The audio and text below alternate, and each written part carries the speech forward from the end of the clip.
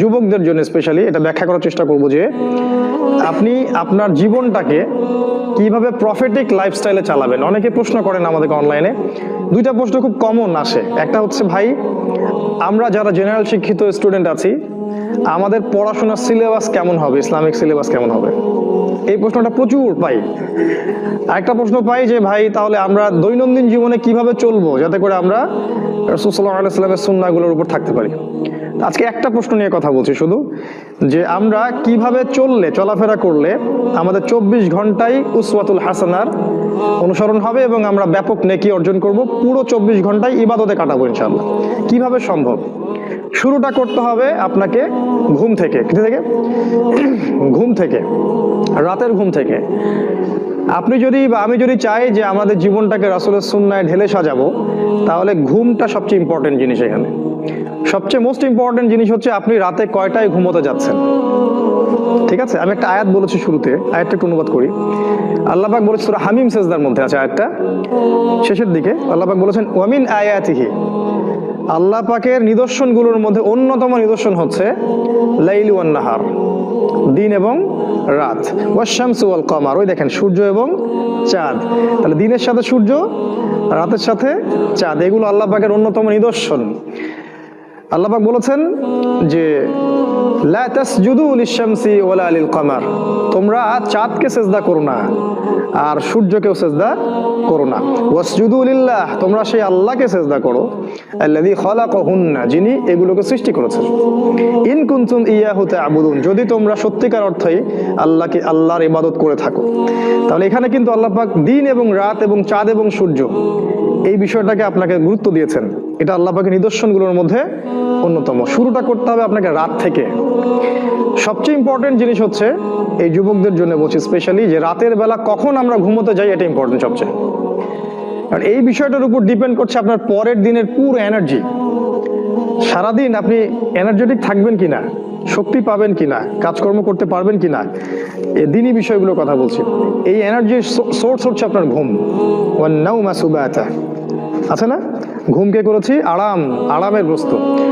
রাসূল সাল্লাল্লাহু আলাইহি ওয়াসাল্লামের সুন্নাহ ছিল এশার সালাতের পর দিনই কথাবার্তা ছাড়া অন্য কোনো কথাবার্তা তিনি পছন্দ করতেন না। এবং এই সময় তিনি মিসওয়াক করতেন, ওযু করতেন, ওযু করে বিছানায় যেতেন, বিছানার চাদর পরিষ্কার করতেন, হাত দিয়ে হোক বা কাঠি দিয়ে হোক বা যে কোনো বিষয় দিয়ে হোক। এটা তিনি করতে বলেছেন কারণ তিনি বলেছেন যে তোমরা ঘুমানোর আগে বিছানা পরিষ্কার করে নাও, তোমরা জানো না তোমরা যাওয়ার পরে তোমাদের অনুপস্থিতিতে সেখানে কি এসেছিল, সেখানে জিনও থাকতে পারে। তো এই জিনের কনসেপ্ট অবশ্যই গডলেস ওয়ার্ল্ড বিশ্বাস করে না, কিন্তু জিনকে অনুসরণ ঠিকই করছে ওরা আর কি। যাই হোক, তো এই বিছানাটা পরিষ্কার করা, তারপরে ওযু তো করে আসলেন, এবারে আপনার দায়িত্ব হচ্ছে সূরা মুলক তেলাওয়াত করা।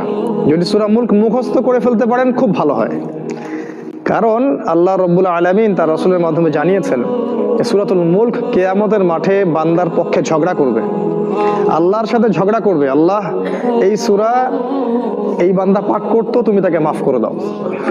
তো কোরআন আল্লাহর সাথে ঝগড়া করবে। নবীজি বলেছেন যখন বান্দাকে কবরে শোয়ানো হবে, আযাবের ফেরেশতা যখন পায়ের দিক থেকে আসতে থাকবে, সূরা মুলক সেখানে দাঁড়িয়ে যাবে এবং বলবে এদিক থেকে তোমাদের যাওয়ার কোনো জায়গা নাই। কবরের আযাব থেকে আপনাকে ইনশাআল্লাহ সূরা মুলক বাঁচাতে পারবে। আজকে আমরা ইশা সালাতে যে সূরাটা পড়েছি প্রথম রাকাতে, এই সূরার কথা বলছি, তাবারাকাল্লাযী বিয়াদিহিল মুলক ওয়া হুয়া আলা কুল্লি শাইইন কাদির। অর্থ সহ পড়লেই বুঝতে পারবেন কেন এই সূরা আপনাকে কবরের আযাব থেকে বাঁচাবে ইনশাআল্লাহ। এরপরে পড়বেন সূরা ফালাক, নাস, ইখলাস। 3 বার করে পড়তে হয়। হাত দুটোকে একত্রিত করে নিয়ে ফু দিয়ে মাথা থেকে গায়ের যতদূর পর্যন্ত পারেন মাসাহ করবেন। এই কাজটা কেন করতে হয় জানেন? কারণ যখন আমরা ঘুমাই তখন শয়তান আমাদের ঘাড়ে 3টা গিট দেয়, হাদিসে আছে না? প্রথম গিট দিয়ে বলে যে ঘুমাও, তোমার সামনে লম্বা রাত।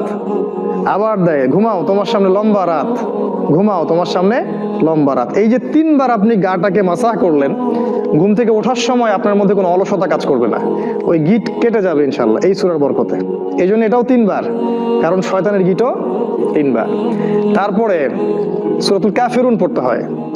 নবীজি বলেছেন যে ব্যক্তি সূরা কাফিরুন পড়বে ঘুমোতে যাওয়ার সময়, সে ব্যক্তিকে আল্লাহ শিরক থেকে বাঁচিয়ে রাখবেন। আর আপনারা জানেন যে শিরক সবচেয়ে বড় পাপ।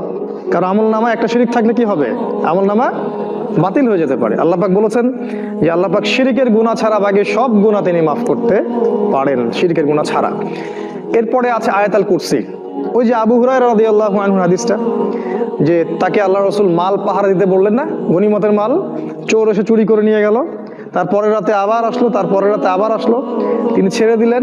এক পর্যায়ে চোর কি বলল, যে আমি তোমাকে একটা আমল শিখিয়ে দিচ্ছি, যেটা করলে কোনো শয়তান তোমার ধার কাছে আসতে পারবে না। তখন তিনি তো আমলের আগ্রহী ছিলেন, সাহাবায়ে কেরাম শিখতে চাইলেন, তো ইবলিস শিখিয়ে দিল, যদি আয়াতুল কুরসি রাতের বেলা তেলাওয়াত করো, শয়তান তোমার কাছে আসতে পারবে না ইনশাআল্লাহ। নবী সাল্লাল্লাহু আলাইহি ওয়াসাল্লাম পরের দিন ফজরের সময় আবু হুরায়রা রাদিয়াল্লাহু আনহুকে বলছেন, তোমার রাতের সাথীর কি খবর? খবর তো নবীর কাছে পৌঁছে গেছে আগে থেকে, তাই না?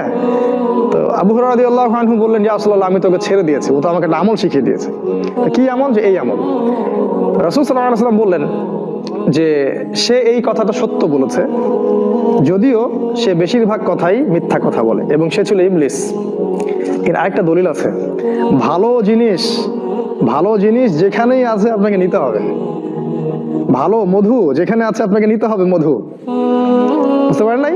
ইবলিস শিখিয়ে দিয়েছে আয়াতুল কুরসি রাতের বেলা পাঠ করলে শয়তান আসতে পারবে না। কে শিখাই দিছে?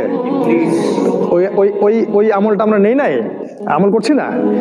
মাশাআল্লাহ, আয়াতুল কুরসি পাঠ করাটা সারা রাত একজন ফেরেশতা আপনাকে পাহারা দিবে ইনশাআল্লাহ আল্লাহর পক্ষ থেকে। এরপরে আছে খুব ইম্পর্টেন্ট